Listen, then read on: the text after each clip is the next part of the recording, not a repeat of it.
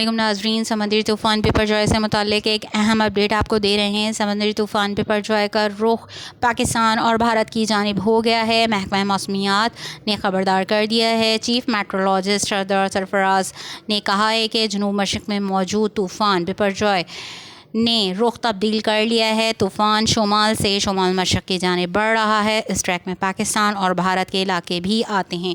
सबसे अहम बात नाजरीन, अगर आपने अभी तक हमारे चैनल को सब्सक्राइब नहीं किया है तो इसे सब्सक्राइब कर लीजिए और बेल के आइकन को ऑल पर प्रेस कीजिए ताकि इस तरह की इन्फॉर्मेटिव वीडियो सबसे पहले आपको मिल सकें।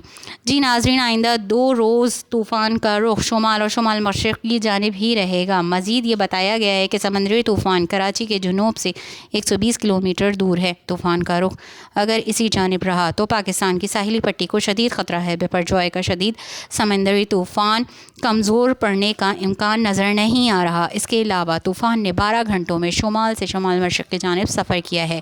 महकमा मौसमियात का यह भी कहना है कि तूफ़ान के मरकज़ में हवाएं 130 से 160 किलोमीटर फ़ी घंटा की रफ़्तार से चल रही हैं और लहरें 25 से 28 फ़ीट तक बुलंद हो रही हैं, जबकि लहरें अमूमन 4 से 5 फ़ीट तक सतह समंदर से बुलंद होती हैं।